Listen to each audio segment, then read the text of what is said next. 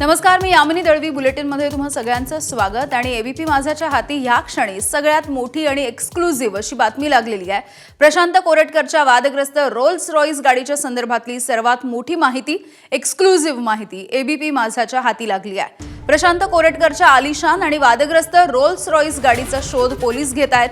मात्र या गाडीची माहिती एबीपी माझानं शोधून काढली आहे. पिंपरी चिंचवडचे बांधकाम व्यावसायिक तुषार कलाटे यांच्याकडे ही रोल्स रॉइस गाडी असल्याचं समोर आलंय. तुषार कलाटे यांच्या मुळशीच्या फार्म हाऊसवरती ही गाडी असल्याचं एबीपी माझाच्या हाती लागलेल्या व्हिडिओमधून दिसतंय.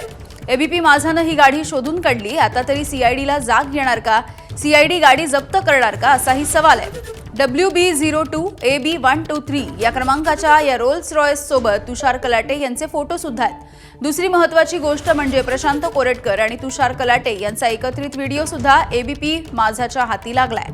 या व्हिडिओमध्ये प्रशांत कोरटकर आणि तुषार कलाटे यांच्यासह वादग्रस्त तांत्रिक मनोहर भोसले हे सुद्धा दिसून येत आहेत. मनोहर भोसलेंवरती याआधी अघोरी विद्येमार्फत भक्तांना लुबाडल्याचं आणि लैंगिक शोषणाचे गुन्हे दाखल आहेत. तुषार कलाटेंनी ही रोल्स रॉइस प्रशांत कोरटकरच्या पोलीस अधिकाऱ्यांसोबत असलेल्या मैत्रीपूर्ण संबंधांमधून मिळवली होती का, असाही प्रश्न आहे. कारण ही रोल्स रॉइस 4,700 कोटी रुपयांच्या घोटाळ्याचा आरोप असलेल्या महेश मोतेवारच्या समृद्ध जीवन कंपनीच्या नावावर आहे. पोलीस तपासामध्ये कोरटकर या गाडीच्या संदर्भात पोलिसांना माहिती देण्यासाठी टाळाटाळ करतोय. मात्र आता एबीपी माझानं या गाडीचं गूढ उकललंय. मंदार गोंजारी आमचे प्रतिनिधी आपल्याला या संदर्भात माहिती देत आहेत. मंदार, इतके दिवस खरं तर चौकशी होतीये ही रोल्स रॉइस गाडी, तिचे व्हिडिओ समोर आलेले होते आणि ज्यावेळेला जबाब नोंदवला गेला तेव्हा सुद्धा त्याने या गाडीच्या संदर्भातली माहिती द्यायला टाळाटाळ केलेली आहे.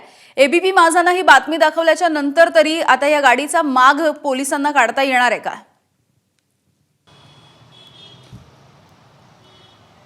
खरं तर अपेक्षित आहे की सीआयडीनी तुषार कलाटे यांच्याकडे या रोल्स रॉइसची माहिती विचारावी आणि त्यानंतर ही रोल्स रॉइस सीआयडीने ताब्यामध्ये घ्यावी.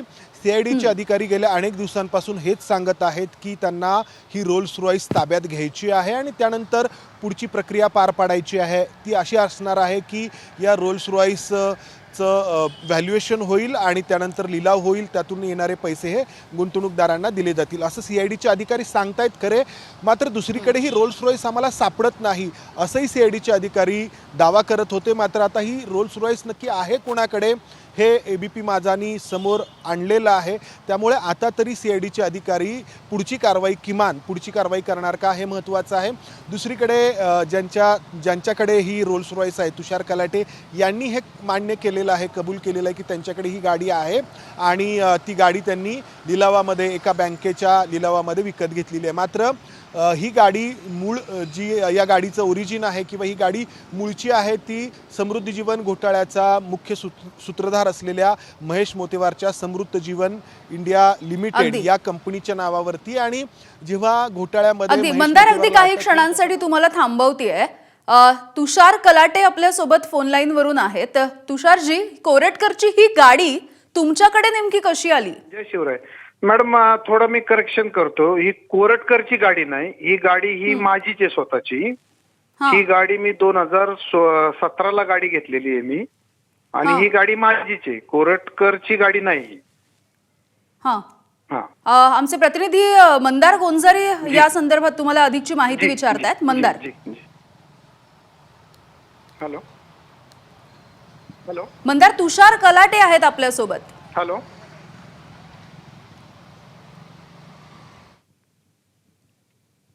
मंदारचा आवाज कदाचित पोहोचत नाहीये. तुषारजी, तुम्ही म्हणताय की ही गाडी तुमची आहे, मात्र ज्या पद्धतीने कोरटकरचे काही व्हिडिओ समोर आलेले होते, ती गाडी आणि ही गाडी सारखीच असल्याचं दिसतंय. नाही, ही गाडी माझीच आहे. कोरटकर हे माझ्या एक कॉमन मित्राबरोबर 3 ते 4 महिन्यापूर्वी माझ्याकडं तिथं माझ्या मित्राबरोबर आले होते. तेव्हाच आमची ओळख झाली तिथं आणि पत्रकार आहेत असं माझ्या मित्रांनी सांगितलं. हॅलो, आणि ते म्हटले गाडी पाहून म्हटले मी याचा एक फोटो काढू शकतो का? तर मी म्हटलं काढा, माझी काय हरकत नाही. ह्याच्या व्यतिरिक्त कोरटकरचे आमचे काही लांब पर्यंत कसलेही संबंध नाही. बरं बरं, मंदार गोंजारी आमचे प्रतिनिधी पुन्हा आहेत आपल्या सोबत. मंदार, हॅलो, मंदार, आवाज पोहोचतो तुमच्यापर्यंत?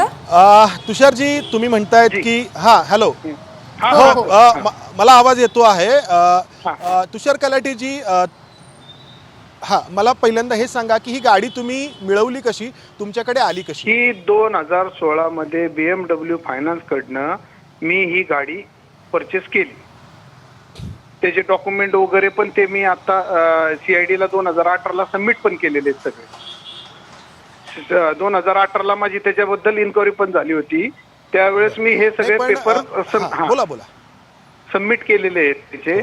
कशी आली, कसे पेमेंट दिले, पैसे कसे दिले, काय दिले, हे सगळं मी तिथं डिटेलमध्ये माझा जबाब नोंदवला होता मी. हॅलो. बर, पण तुषारजी, CIDचे अधिकारी आता असं सांगतायत की त्यांना ही गाडी जप्त करायची आहे, कारण ही गाडी महेश मोतेवारच्या कंपनीच्या नावावरती आहे आणि महेश मोतेवार आरोपी आहे आणि त्याच्या मालमत्ता जप्त करण्याचे आदेश आहेत, ज्यामध्ये या रोल्स रॉयसचा देखील समावेश होतो. तुम्ही ही गाडी घेताना तुम्हाला याची कल्पना होती का की ही गाडी नक्की कोणत्या कंपनीच्या नावावरती? बिलकुल काही कल्पना नव्हती मला. बिलकुल काहीही मला याच्याबद्दल कल्पना नव्हती. तर माझ्याकडे भरपूर गाड्या आहेत. मला गाड्यांचा शौक असल्यामुळं मी ही गाडी बँक देते म्हटलं, आपण त्याच्यावर विश्वास ठेवून घेतली ना. हो, बँक देते, बँक चुकीचं दिला तर होऊ शकत नाही ना. हा, त्या भरोशावर मी घेतली. हॅलो. नाही, पण आता आज देखील या गाडीची नोंदणी कोणाच्या नावावरती आहे हे जर आपण पाहिलं, म्हणजे RTOचं जे ऍप आहे त्याच्यामध्ये सुद्धा या गाडीचा नंबर टाकल्यानंतर आपल्याला अजूनही गाडी समृद्ध जीवन इंडिया लिमिटेड याच कंपनीच्या नावावरती दिसते. तुम्ही म्हणता की जर 2016ला तुम्ही ती घेतलीये, तर मग अजूनही ही गाडी समृद्ध जीवनच्या नावावरती कशी काय तुमच्या नावावरती का नाही झाली? हा, माझ्या नावावरती तिची CBI मध्ये केस असल्यामुळं, त्याच्या परमिशनसाठी त्यांनी टाकल्यामुळं ती माझ्या नावावर गाडी आजपर्यंत झालेली नाही. त्याची NOC, त्याचे सगळे पेपर्स, ओरिजिनल पेपर्स सगळे माझ्याकडे, त्याचे पुरावे सगळे आहेत. हॅलो. तुषारजी, तुम्ही आत्ताच म्हणाला की तुम्हाला याबाबत काहीच कल्पना नव्हती की ही गाडी नक्की कोणाची आहे. गाडीचे पेपर, तुषारजी, तुम्ही आत्ताच म्हणाला की तुम्हाला याबाबत काहीच कल्पना नव्हती की ही गाडी नक्की कोणाची आहे. गाडी कोणाची आहे याच्याबद्दल मला आजही कल्पना नव्हती. आता मला कळलं की पेपर हे बँकेकडनं मी घेतलेली. ही बँकेकडनं BMW फायनान्स कडनं मी घेतलेली. नाही, समृद्ध जीवनचे नाव दाखवतंय ना या गाडीवरती. असू शकेल ना, पण मी ही बँकेकडनं, सर, मी हे ना गाडीच्या पुढे दाखवतंय. बर, हो असल ती मला बँकेकडनं, बँकेची जबाबदारी येते सगळं क्लिअर करून द्यायची. बँकेची जी BMW फायनान्स आहे ना, त्याची जबाबदारी आहे सर. अच्छा, बर. हॅलो. बर, आता पुढचा प्रश्न असा आहे की तुमचे सौरभ हे जे प्रशांत कोरटकर आहेत, तर त्यांच्याशी नक्की काय संबंध आहेत? माझे त्यांच्याशी कसली काही संबंध नाही. ते फक्त माझ्याकडे कॉमन मित्रा थ्रू 3 ते 4 महिन्यापूर्वी, ही घटना घडायच्या 3 ते 4 महिन्यापूर्वी ते माझ्याकडं तिथं माझ्या घराच्या तिथं आले होते. मी कार्यक्रमाला जाण्यासाठी ती गाडी आणली होती. तर त्यावेळेस त्यांनी माझा कॉमन मित्र होता एक, तो म्हटला की कोरटकर असे पत्रकार आहेत. तिथं ओळख झाली. त्याच्यानंतर त्यांनी मला म्हटले एक चक्कर मला मिळेल का? मी म्हटलं ठीक आहे, आता पत्रकार आहे या दृष्टीने मी चांगल्या भावनेने म्हटलं ठीक आहे, हरकत नाही. मग त्यांनी त्याचा फोटो काढला आणि त्याचा रील करून त्यांनी त्याच्यावर टाकला. याच्या व्यतिरिक्त माझे त्यांचे कसले काही संबंध नाही. हॅलो. नाही, तुम्ही हे प्रशांत कोरटकर आणि हॅलो बोला ना. तुषारजी, तुम्ही त्यानंतर हे प्रशांत कोरटकर आणि मनोहर भोसले हे तुम्ही एकत्र एका देवीच्या मंदिरामध्ये दर्शनाला जातानाचा देखील व्हिडिओ आहे. त्यामुळं तुम्ही असं म्हणताय की तुमचे आणि त्यांचे फार कधी संबंध नव्हते. पण मला वाटतंय माहूर गडावरती तुम्ही जाताना, माहूर गडावरती मी गेलो होतो. तो व्हिडिओ आहे, मान्य आहे ना, मी त्याला नाकारतच नाही ना. व्हिडिओ आहे ना. मी मनोहर भोसले हे माझे गुरु असल्यामुळं मी गुरुस्थानी मानतो. त्यांच्या बरोबर मी माहूर गडाला गेलो होतो. त्यांचे काय संबंध मला नाही सांगता येणार. बर, आता त्यानंतरचा प्रश्न. जी. बर, हे जे प्रशांत कोरटकर आहेत तर त्यांचे बऱ्याच IPS अधिकाऱ्यांसोबत मैत्रीपूर्ण संबंध आहेत, तर तुम्हाला याचा काही अनुभव आला का? नाही, काही नाही, मला काही कल्पना नाही आली, ह्याची कल्पना नाही आली काय मला. ही गाडी तुम्हाला मिळवून शिवरायांबद्दल देण्यामध्ये बोलणं, प्रशांत मी बी मराठा कोरटकर आहे, मी ही बी गाडी तुम्हाला शिवरायांबद्दल- मिळवून देण्यामध्ये काहीही संबंध नाही. कोरटकर हा आता माझ्या 2-3 महिन्यापूर्वी नाही, हा हो नाही, माझ्या ऐका ना, 2-3 महिन्यापूर्वी माझ्या संपर्कात आला. संपर्कात आला मी ते 2-3 महिन्यापूर्वी माझी ओळख झालेली आहे. गाडीचा मिळून देण्याचा आणि त्याचा काही संबंध नाही. हा व्यवहार 2016ला झालेला आहे आणि त्याचे माझ्याकडे डॉक्युमेंट आहेत सगळे. अच्छा, बरं. तुम्हाला पाहिजे असेल तर ते मी आता- सगळे पाठवतो बरं. डॉक्युमेंट. बर ठीक आहे. आता CID हो चालेल. हा, मी पोलिसांना सगळी मदत करायला तयार आहे. माझा अधिकारी असं कुठल्याही म्हणतायत की बाबतीत विरोध नाहीये. तर पोलीस यंत्रणेला माझा विश्वास आहे त्यांच्यावर. त्यांना मी पूर्णपणे मदत करायला सगळी तयार आहे. हॅलो. नाही, आता CIDचे अधिकारी असं म्हणतायत की त्यांना ही गाडी ताब्यात घ्यायची आहे, कारण त्यांचं असं म्हणणं आहे की ही गाडी ताब्यात घेऊन त्यांनी तिचा मला- लिलाव करणं सर, अपेक्षित त्यांनी- होतं. त्यावेळी मला त्यांनी- 2015-16 मध्येच तो त्यांच्याकडून झाला नाही. हा. नाही, मला नोटीस द्यावी, मी कॉपरेट करायला तयार आहे ना. हा, बोला. मला त्यांनी नोटीस दिली ना, मी कॉपरेट करायला तयार आहे. मी नाही म्हणतच नाही ना कशाला. जे सत्य आहे ते सत्यच आहे ना, ते थोडीच लपलं जाणार आहे.